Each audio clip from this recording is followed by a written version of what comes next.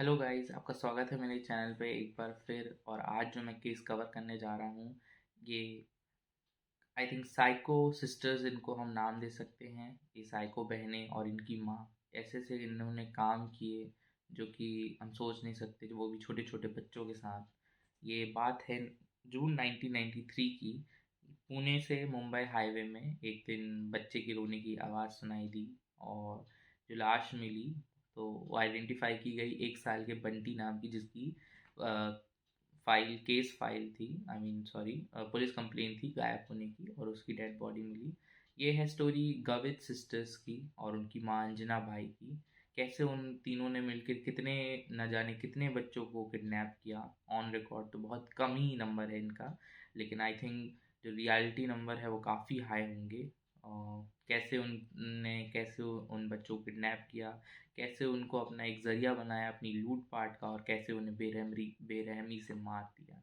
I mean उनको कोई दुख भी नहीं हुआ उतने छोटे छोटे बच्चों को मारते हुए, उनकी ज़िंदगी ख़त्म करते हुए। कैसी मानसिकता थी उनकी, क्या वो सोचते थे, वही जान सकते हैं। हम तो कुछ बोल नहीं सकते, क्योंकि ऐसे लोगों से तो भगवान मेरा कभी पाला ना ही पाड़े, तो बहुत खुशी होगी मुझे। तो गवित सिस्टर थी, ये है अंजना बाई। अंजना बाई जो हमारी थी, वो अपने एक प्रेमी के साथ भाग के नासिक से आई थी यहाँ पुणे में रहने। और उसी दौरान इन्होंने अपनी पहली बेटी को जन्म दिया, जिसका नाम रेणुका था। और जैसे ही ये बेटी पैदा हुई, जो प्रेमी थे अंजना बाई के, वो एक ट्रक ड्राइवर थे और वो 9-2-11 हो गए और इनको छोड़ के चले गए। अब अंजना बाई को नॉर्मली आदत थी लूट पाट, छोटी मोटी चोरी चकारी करने की अपने, और वैसे ही वो अपना गुजारा कर लेती थी। ऐसे करते करते उसने कुछ साल बिताए। उसके बाद उनकी शादी हुई एक गवित नाम के व्यक्ति से। जो गवित सरनेम आया वो इन्हीं से आया था। मोहन गवित से उनकी शादी हुई, और मोहन जो थे एक अच्छे आदमी थे और उन्होंने रेणुका को भी अपनाया और इनको रखा। पर और उसके बाद इनकी एक बेटी भी हुई सीमा नाम की, सीमा गवित, जो कि पैदा हुई। लेकिन इनको हमेशा, जो अंजना बाई हैं, उनके कारण बार बार इन्हों लोगों की बातें सुननी पड़ती थी और पुलिस स्टेशन के चक्कर काटने पड़ते थे, क्योंकि जो अंजना बाई की एक आदत थी चोरी चकारी की, वो बंद नहीं हुई थी। वो करती है, वो माहर मंदिरों में औरतों से उनकी ज्वेलरीज वगैरह को लूट लेना और छोटी मोटी चोरियाँ करते रहना, जहाँ भी काम वगैरह करना। इस चक्कर में वो परेशान हो गए थे और उन्होंने फाइनली जो हमारी अंजना बाई है उनको छोड़ दिया, उनकी दोनों बेटियों के साथ, रेणुका और सीमा। और कहीं न कहीं और बाद में उन्होंने शादी भी कर ली प्रतिभा नाम की लेडी से, और खुशी-खुशी रहने लगे।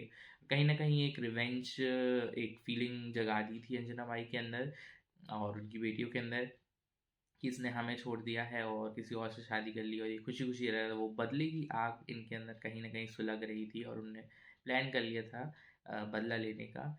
ये तीनों यही चोरी-चकारी के काम, जो अंजना बाई थे वो उसने रेणुका और सीमा दोनों को सिखा दिए थे। ये लोग बड़े-बड़े जहाँ भी फेस्टिवल्स होते, पूजा-पाठ होती, वहाँ ये जाते, भीड़ में शामिल हो जाते और अपनी चोरी, ज्वेलरीज़ वगैरह और पैसे वगैरह लोग चुराने की इनने काम चालू कर दिया था। उसके बाद जो हमारी रेणुका हैं, उनकी भी शादी हो गई एक किरण शिंदे नाम के व्यक्ति से, और शादी हुई और उनका भी एक बेटा हो गया। लेकिन उसके बाद भी इन्होंने जो अपनी एक चोरी की आदत थी वो नहीं छोड़ी, और चोरी करना इन्हें कंटिन्यू रखा।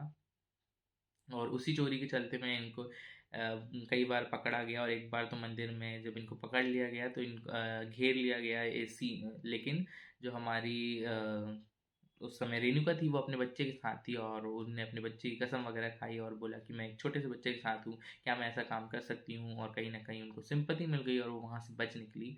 और ये पूरी कहानी उन्होंने अपनी जब मदर को बताया, तो कहीं न कहीं उनके दिमाग में एक शैतानी ख़्याल आ गया कि बच्चे हमारी ढाल बन सकते हैं और इनके बदौलत हम अपने आप को हमेशा ऐसी सिचुएशन से बचा लेंगे। इसके बाद इनके अंदर जो ये भयानक ख़्याल चालू हुआ, तो इन्होंने चालू किया किडनैपिंग छोटे-छोटे बच्चों की, छोटी उम्र के गरीब बच्चों की, क्योंकि गरीब बच्चों की किडनैपिंग करेंगे तो लोग उतने ध्यान भी नहीं देंगे और कोई इन पे शक भी नहीं करेगा, और उनकी रिपोर्ट्स भी उतनी फाइल नहीं होती है, ना ही उनके ऊपर इतनी जाँच की जाती है। यही हमारा इंडिया का सिस्टम है पुलिस वालों का।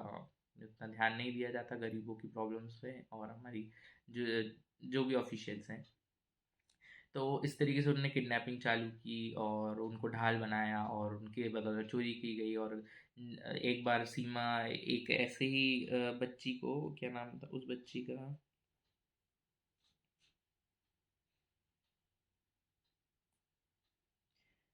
ऐसी एक बच्चे को लेकर वो चोरी करती हुई पकड़ी गई मंदिर में। और जो हमारे पकड़ी गई तो लोगों ने उन्हें घेर लिया, लेकिन जो हमारी अंजना बाई थी वो उस समय उस साथ में थी और उनने जो बच्चा था उनके पास उसको लिया और उसने जो रोड में है उसको पटक दिया, सर के बल पटक दिया। और ऑफ कोर्स लोगों का ध्यान सीमा से उठ के उस बच्चे रोते हुए बच्चे के ऊपर चले गया और इसका फ़ायदा उठाते हुए सीमा वहाँ से बच गई। उसके बाद अंजना बाई इन्हें इस बच्चे को लेकर वापस जा रही थी, लेकिन इनका रोना बंद ही नहीं हो रहा था, क्योंकि ऑब्वियस सी बात है उसको इतनी ज़्यादा चोटें लगी, इतना छोटा सा बच्चा है और उसका मतलब सर के बल पटका है और कितना ही खून बह रहा होगा।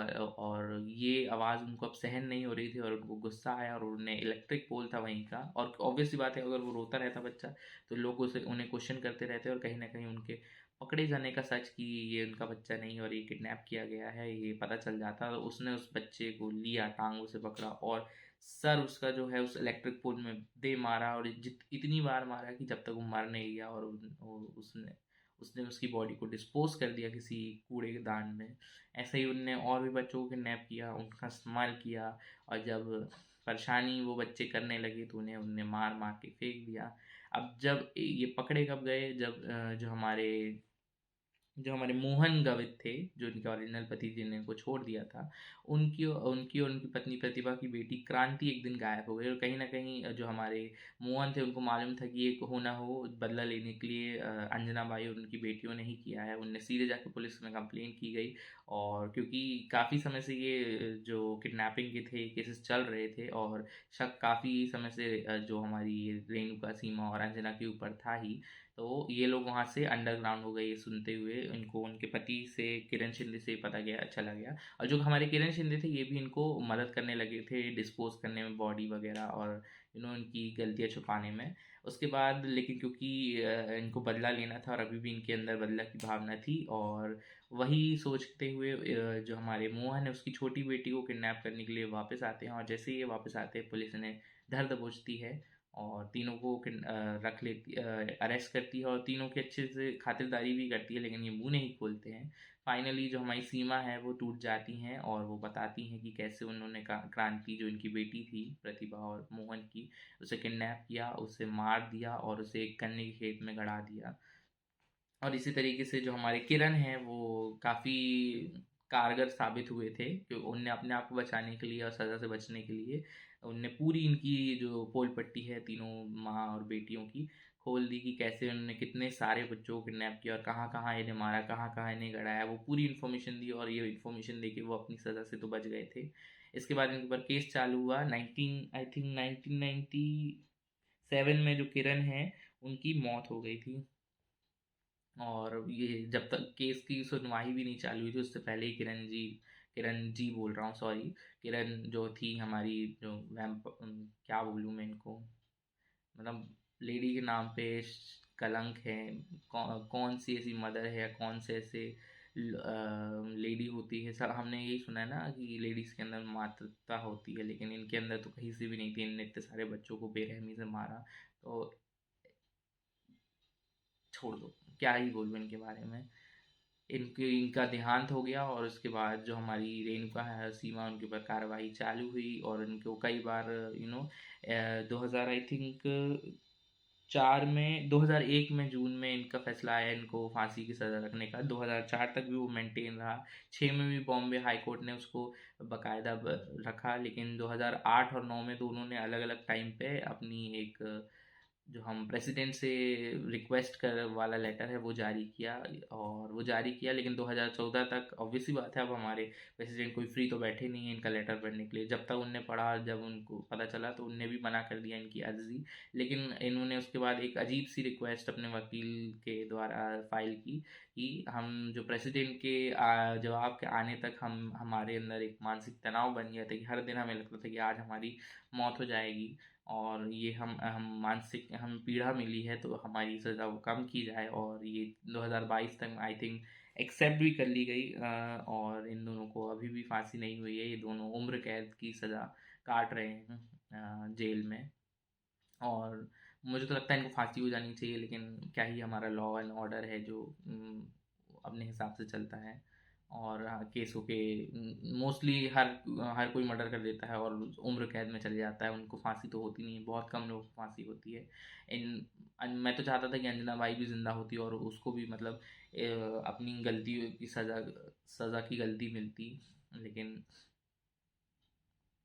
सॉरी गलतियों की सज़ा मिलती, लेकिन ऐसा हुआ नहीं और वो पहले ही उठा ली गई भगवान ने। आई थिंक भगवान उनका साथ जस्टिस कर रहे होंगे ऊपर। और आई होप रेणुका और जो सीमा है उन दोनों की भी लाइफ हेल हो वहाँ पर। मैं यही चाहता हूँ जेल में, क्योंकि ऐसे जो इतने कांड करें, सोच सकते हैं ऑन रिकॉर्ड 42 बच्चे, 40 से भी ज़्यादा बच्चे इन्होंने मारे, और ये तो सिर्फ ऑन रिकॉर्ड था, और कितने बच्चे इन्होंने मार दिए बिना नॉलेज के, और जो पकड़े नहीं गए भगवान ही जानते हैं। तो या this was the story about psycho sisters, Gavit sisters जिसको हम जिनका नाम था। ये थी एक पागल माँ की और उसकी दो पागल संतानों की, दो पागल बेटियों की, जिन्होंने कितने ही मासूम बच्चों की जान ली। Thank you for watching. Like subscribe share, please support, please like कीजिए। मुझे इससे बहुत ज़्यादा मोटिवेशन मिलता है, और कमेंट्स आपके बहुत बहुत मैं रीड करना पसंद करता हूँ। अगर आप कमेंट करेंगे तो मैं उसको रीड करके आई थिंक और शॉर्ट आउट भी दूंगा नेक्स्ट वीडियो में। So please share, support, like, subscribe. Thank you so much for watching. See you in the next one.